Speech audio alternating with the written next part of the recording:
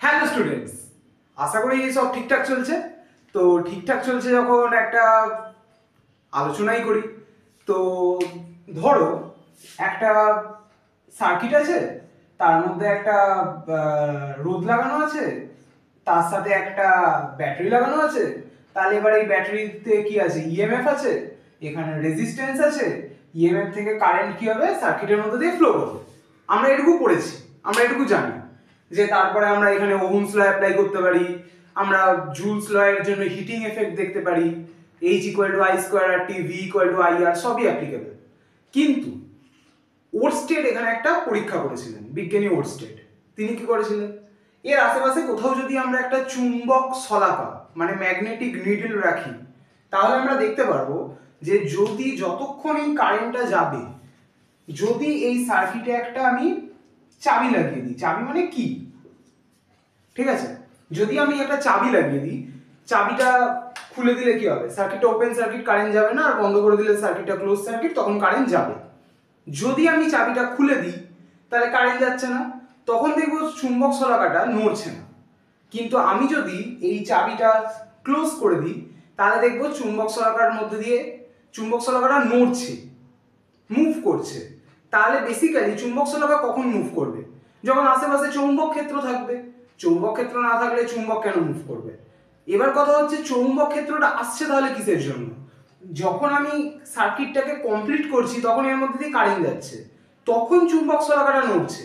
আর যখন আমি এই সার্কিটটাকে কমপ্লিট রাখছি না, মানে আমি এই সার্কিটটাকে ছিন্ন করছি, ওপেন সার্কিট বানাচ্ছি, তখন কারেন্ট যাচ্ছে না, তখন চুম্বক শলাকা নড়ছে না। তাহলে বেসিক্যালি চুম্বক শলাকা নড়ছে কেন? কারণ কারেন্ট যাচ্ছে বলে। তার মানে কোনো একটা জায়গায় যদি তড়িৎ প্রবাহ হয়, তার আশেপাশে কি তৈরি হবে? একটা চৌম্বক ক্ষেত্র তৈরি হবে। তার মানে তড়িৎ প্রবাহের কারণে যখন চৌম্বক ক্ষেত্র তৈরি হবে, তখন সেটা আমরা পড়বো তড়িৎ চুম্বকত্বের মধ্যে। ঠিক আছে, এবার ধরো তোমার কাছে কোনো তার আছে, ধরো একটা তার, সেই তারের মধ্যে দিয়ে I পরিমাণ কারেন্ট যাচ্ছে ওপর থেকে নিচে, নিচ থেকে ওপর দিকে। যদি I কারেন্ট যায়, তাহলে এই তার থেকে দূরে কোথাও একটা কোনো একটা বিন্দু P তে কতটা পরিমাণ চৌম্বক ক্ষেত্র তৈরি হবে, সেই নিয়েই আজকে আমাদের টপিক, বায়ো-সাভার্টের সূত্র। ওকে, তাহলে আমাদের কাছে এখন কি আছে? একটা তার আছে, তারের মধ্যে দিয়ে কারেন্ট যাচ্ছে, সেই তার থেকে কিছু দূরে কোথাও একটা কোনো একটা বিন্দুতে আমাকে কি দেখতে হবে? কতটা চৌম্বক ক্ষেত্র তৈরি হচ্ছে সেটা দেখতে হবে। আমরা তড়িৎ ক্ষেত্রের জন্য তড়িৎ ক্ষেত্র প্রাবল্য পড়েছিলাম। তার মানে তড়িৎ ক্ষেত্রের কতটা শক্তি বা তড়িৎ ক্ষেত্রের কতটা বল অনুভূত হচ্ছে সেই সংক্রান্ত একটা রাশি আমরা শিখেছি, সেটা হচ্ছে তড়িৎ ক্ষেত্র প্রাবল্য। আমরা যখন সেটা চৌম্বক ক্ষেত্রে চলে আসবো তখন আমরা পড়বো হচ্ছে চৌম্বক ক্ষেত্র প্রাবল্য। সেই চৌম্বক ক্ষেত্র প্রাবল্যের মান কত, মানে একটা তড়িৎবাহী তারের জন্য, সেই সংক্রান্ত সূত্র যিনি দিয়েছিলেন তিনি হচ্ছেন বিজ্ঞানী বায়ো-সাভার্ট। তাই এটাকে বায়ো-সাভার্টের সূত্র আমরা বলবো। এবার কথা হচ্ছে বায়ো-সাভার্ট কি বলেছিলেন? বললেন ধরো এখানে একটা তার আছে, এখানে একটা তার আছে, তারের মধ্যে দিয়ে I পরিমাণ কারেন্ট যাচ্ছে, তারের উপর একটা ছোট্ট অংশ নিলাম DL, একটা ছোট্ট অংশ নিয়েছি DL পরিমাণ অংশ, ঠিক আছে। এবার এই DL অংশ থেকে আর দূরে কোনো একটা বিন্দু আছে P, এই P বিন্দুতে চৌম্বক ক্ষেত্রের মান কত হবে? আমি যদি ধরি এই P বিন্দুতে চৌম্বক ক্ষেত্র DH, তাহলে বায়ো-সাভার্ট বলছে যে এই DH এর ভ্যালুটা কিছু বিষয়ের উপর নির্ভর করে। কি কি বিষয়? এক নম্বর হচ্ছে DH প্রপোর্শনাল টু I, মানে এই তারের মধ্যে দিয়ে যত বেশি পরিমাণ কারেন্ট যাবে তত আশেপাশে কি হবে? তত বেশি চৌম্বক ক্ষেত্র আমরা ফিল করতে পারবো। সেকেন্ড বলছে এই যে DH, বলছে এই যে DL টা নিয়েছি, DL এখানে একটা ভেক্টর কোয়ান্টিটি যাকে বলে কারেন্ট এলিমেন্ট। DL এর অভিমুখ হচ্ছে আমি যে পয়েন্টে DL টাকে নিয়েছি বা যে পয়েন্ট থেকে আর ডিসটেন্সটা মাপছি, সেই পয়েন্টে এই তারের উপর যদি একটা স্পর্শক অঙ্কন করি, তাহলে সেই স্পর্শকের অভিমুখটা হচ্ছে DL ভেক্টরের অভিমুখ। তাহলে DH প্রপোর্শনাল টু DL। কেন? কারণ বলছে যদি এই দৈর্ঘ্যটা বড় হয় তাহলে অনেকটা পরিমাণ কারেন্ট যেতে পারবে, যদি এই দৈর্ঘ্যটা ছোট হয় তাহলে কারেন্ট কি কম। তো সেক্ষেত্রে ডিএইচটা কার উপর ডিপেন্ড করছে, কতটা দৈর্ঘ্য আমি নিচ্ছি বা তারের দৈর্ঘ্যটা কত তার উপর। থার্ড বলছে যে আমার যদি এই দূরত্বটা বেড়ে যায় তাহলে তার থেকে যত দূরে চলে যাব আমার আলটিমেট যে চৌম্বক ক্ষেত্র সেটা কি হবে, আমার কম কম ফিল হতে থাকবে। আর যত কাছে আসবো তত আমি কি করব, বেশি পরিমাণ অ্যাট্রাক্টেড হব। আমরা এটা দেখেছিলাম তড়িৎ ক্ষেত্র প্রাবল্যের ক্ষেত্রে। তড়িৎ ক্ষেত্র প্রাবল্যে আমরা কি করেছিলাম, E = 1/4πε0 Q/r²। এখানেও দূরত্বটা নিচে ছিল আর দূরত্বের বর্গের সাথে কি ছিল, ব্যস্তানুপাতিক ছিল। এখানেও সেম, দূরত্বের বর্গের সাথে ব্যস্তানুপাতিক, মানে দূরত্ব যদি বাড়ে চৌম্বক ক্ষেত্র কমবে, দূরত্ব কমলে চৌম্বক ক্ষেত্র বাড়বে। আর 4 নম্বর যেটা বলছে এই যে ডিএল ভেক্টর আর এই যে 8টা লিখেছি, এখানে 8টাও একটা ভেক্টর কোয়ান্টিটি, এর অভিমুখ হচ্ছে আমি যেখান থেকে যে পয়েন্টে মাপছি তার ডিরেকশনে। আমি ডিএল থেকে মাপছি, কোন দিকে মাপছি, পি এর দিকে, তাহলে আর ভেক্টরের অভিমুখ হচ্ছে ডিএল থেকে পি এর দিকে। এই যে দুটো ভেক্টর টানলাম, ডিএল ভেক্টর আর আর ভেক্টর, দুজনের মাঝে একটা অ্যাঙ্গেল আছে থিটা, সেই থিটা কোণের সাইনের সাথে সমানুপাতিক। সাইনের সাথে সমানুপাতিক কেন, যদি অ্যাঙ্গেলটা বাড়ে তাহলে তার সাইন ভ্যালু কি হবে, বাড়বে। আমরা দেখেছি যখন আমরা থিটার ভ্যালু 0 থেকে 90 এর দিকে যায় তাহলে সাইন থিটার ভ্যালু কি হয়, আস্তে আস্তে 0 থেকে 1 এর দিকে যায় না, মানে বাড়তে থাকে। যখন ওটা বাড়তে থাকছে তার মানে আমাদের যে চৌম্বক ক্ষেত্র প্রাবল্য সেটা কি হচ্ছে, বাড়ছে। আমি যদি এই পি পয়েন্টটাকে তারের ওপর নিয়ে চলে আসি, তোমরা এটা করে দেখতে পারো, তারের ওপর একটা চুম্বক রাখবে, দেখবে চুম্বকটা কোনো আকর্ষণ বল ফিল করবে না, কিন্তু তার থেকে দূরে রাখবে, দেখবে আকর্ষণ বল ফিল করবে। পি পয়েন্টটা যদি এই তারের ওপর হতো তখন থিটাটা কত হতো, 0 হতো, তখন থিটাটা 0 হতো, ফলে চৌম্বক ক্ষেত্র থাকতো না। যত আমি পি পয়েন্টটাকে এই তার থেকে দূরে নিয়ে যাব তত এই থিটা অ্যাঙ্গেলটা কি হবে, বাড়তে থাকবে, তার মানে চৌম্বক ক্ষেত্র বাড়তে থাকবে। এই 4টে ফর্মুলা নিয়েই হচ্ছে আমাদের বায়ো-সাভার্টের সূত্র। ওকে, দেন আমরা যদি এই 4টে ফর্মুলাকে একসাথে লেখার চেষ্টা করি তাহলে আমরা কি লিখবো, DH প্রপোর্শনাল টু, ডান দিকের গুলো কি হবে, মাল্টিপ্লাই হয়ে যাবে IDL sin theta by r²। কারণ বাঁ দিকের গুলো সবকটা সেম, বাঁ দিকের গুলো সেম বলে যৌগিক ভেদের উপপাদ্য থেকে আমি বাঁ দিকেরটা DH রেখেছি, তারপরে সবকটা সমানুপাতিক চিহ্ন আছে তো সমানুপাতিক চিহ্ন রেখেছি, আর ডান দিকের গুলো আলাদা, তো ডান দিকের গুলো আলাদা মানে ডান দিকের গুলোকে আমি গুণ করে দেবো। এটাই নর্মাল যৌগিক ভেদের সূত্র। তাহলে এখানে কি হবে, DH একটা ইকুয়াল টু এলে কি আসবে, একটা কনস্ট্যান্ট আসবে। আমরা যখনই প্রপোর্শনাল সাইন দিয়ে একটা ইকুয়াল দিয়ে দেবো, একটা কনস্ট্যান্ট দেবো, IDL sin theta by r²। এখানে যে কনস্ট্যান্টটা দিয়েছি সেটা হচ্ছে k। k একটা সমানুপাতিক ধ্রুবক।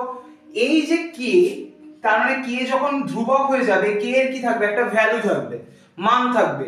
এই k এর মানটা এখানে দুটো জিনিসের উপর ডিপেন্ড করে, একটা হচ্ছে আমি কোন মাধ্যমে এই তারটাকে রেখেছি তার উপর, মানে মাধ্যমের প্রকৃতির উপর, আরেকটা হচ্ছে আমি এই যে DH IDL থিটা r এগুলো মেজার করছি, এগুলো আমি কোন পদ্ধতিতে মেজার করছি, কোন পদ্ধতি মাত্রায়, সিজিএস পদ্ধতি নাকি এসআই পদ্ধতি, তো তার উপর ডিপেন্ড করবে এই k এর মানটা কত হবে সেটা।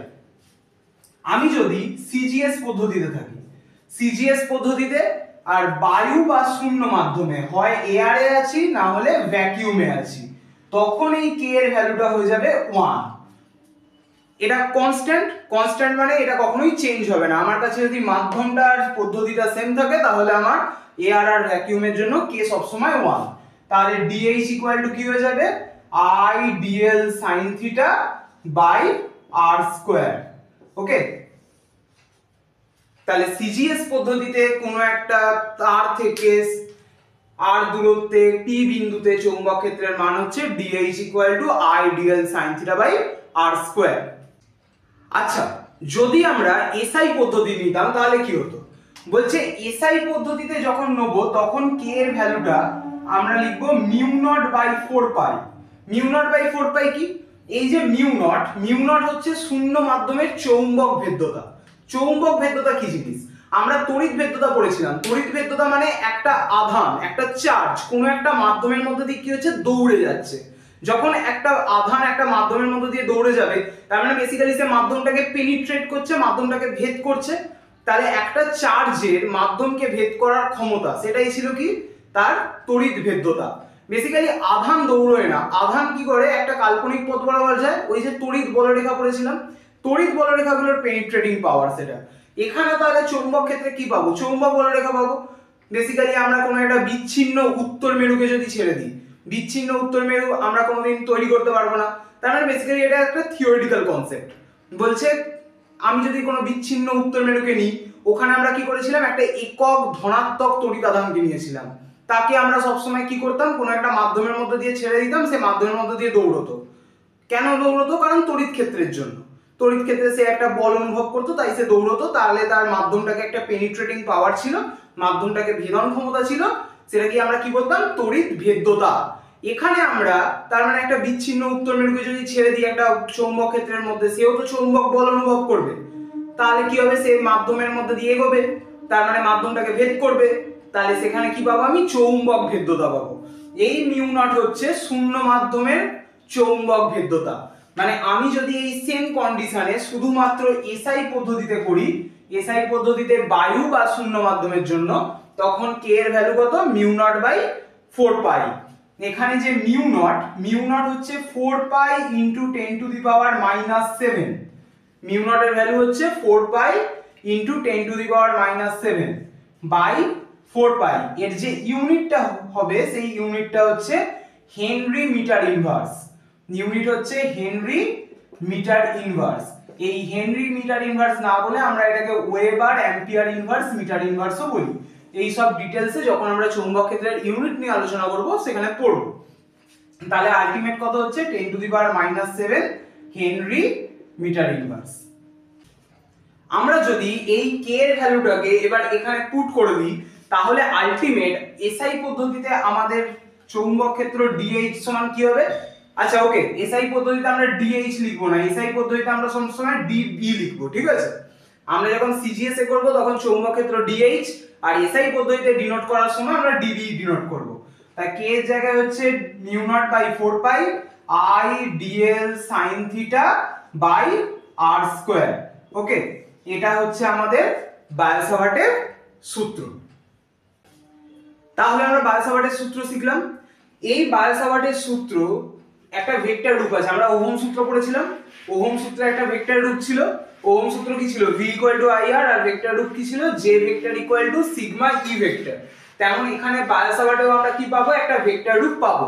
কেন পাবো, বলছে এখানে আমরা কি করেছিলাম, একটা তার নিয়েছিলাম, সেই তারটার মধ্যে একটা ছোট্ট অংশ নিয়েছি dl, তারটার মধ্যে দিয়ে কারেন্ট যাচ্ছিল i, সেই dl এর আমরা ডিরেকশন কোন দিকে পেয়েছিলাম, এই স্পর্শক বরাবর dl ভেক্টর করেছিলাম, dl থেকে r দূরে আমি একটা বিন্দু নিয়েছিলাম p, সেই rটাও একটা ভেক্টর কোয়ান্টিটি ছিল।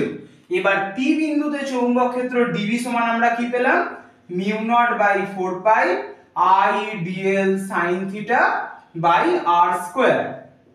এবার আমরা তড়িৎ ক্ষেত্র পড়েছি, সেখানে তড়িৎ ক্ষেত্র প্রাবল্য পড়েছি। তড়িৎ ক্ষেত্র প্রাবল্য একটা কি কোয়ান্টিটি ছিল, ভেক্টর কোয়ান্টিটি। কারণ আমি যখন কোনো একটা আধানকে কোনো একটা তড়িৎ ক্ষেত্রে ছেড়ে দেবো, সে একটা নির্দিষ্ট দিকে বল অনুভব করবে, তাই সে নির্দিষ্ট দিকে গমন করবে।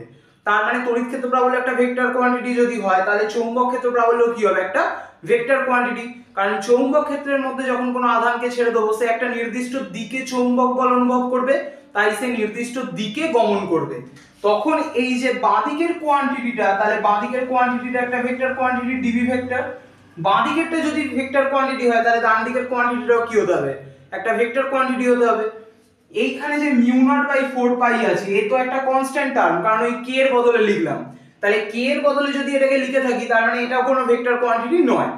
আমার যে কারেন্ট আছে, কারেন্ট কোনোদিন কোনো ভেক্টর কোয়ান্টিটি কি, কারণ কারেন্ট ভেক্টর যোগের বা ভেক্টর বীজগণিতের কোনো নিয়ম মানে না, তাই কারেন্ট ডিরেকশন থাকলেও ভেক্টর কোয়ান্টিটি নয়।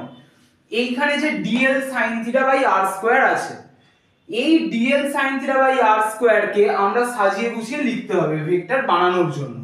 কিভাবে লিখতে পারি, এটাকে আমি যদি mu naught by 4 pi i dl উপর নিচে একটা করে r গুণ করে লিখি, তাহলে নিচে একটা r কিউব হবে। এই যে উপরে dl r sin থিটা হলো, dl r sin থিটা মানে dl একটা ভেক্টর, r একটা ভেক্টর, মাঝের কোণটা কত লিখেছিলাম, থিটা, তার জন্য আমরা sin থিটা করেছিলাম। তো সেক্ষেত্রে ডিএল আর আর এর সাথে কি আছে, সাইন থিটা আছে, তাহলে ডিএল আর আর এর ক্রস প্রোডাক্ট হয়েছে বলতে পারি, কারণ ক্রস প্রোডাক্টে এ ক্রস বি মানে এবি সাইন থিটা, তাহলে এখানে ডিএল আর আর এর ক্রস প্রোডাক্ট হয়েছে। তো যদি ক্রস প্রোডাক্ট হয় আমরা সেটা ডিএল ক্রস আর বলতে পারি, আর আদারওয়াইজ আর ক্রস ডিএল বলতে পারি। এবার কথা হচ্ছে এই দুটোর মধ্যে কোনটাকে বলবো। আমি সাধারণত ডিএল ক্রস আর করলে যখন রাইট হ্যান্ড স্ক্রুটাকে এদিকে ঘোরাবো তখন তার ডিরেকশন কোন দিকে হবে, স্ক্রু কোন দিকে যাবে, স্ক্রু তখন ভেতর দিকে যাবে, আর যখন আর ক্রস ডিএল করব তখন বাইরের দিকে আসবে। এবার এই এক্সপেরিমেন্টটা যদি একটা ম্যাগনেটিক নিডল রেখে করা হয় তাহলে দেখা গেছে সেই ম্যাগনেটিক নিডলটা এমন মুভ করবে যাতে সে কোন দিকে মুভ করবে, ভেতর দিকে মুভ করবে। এটা এক্সপেরিমেন্টাল রেজাল্ট। তাহলে এক্সপেরিমেন্টের সাথে কোনটা স্যাটিসফাই করছে, ডিএল ক্রস আর নাকি আর ক্রস ডিএল? অবশ্যই ডিএল ক্রস আর, কারণ ভেতরের দিকে যাচ্ছে। তখন তাহলে আমরা এই যে ভেক্টর রূপটা সেখানে আমরা কি লিখবো, ডিএল ক্রস আর, আর নিচে কি আছে আর কিউব। তখন এইটা হয়ে যাবে আমাদের বায়ো-সাভার্ট সূত্রের ভেক্টর রূপ।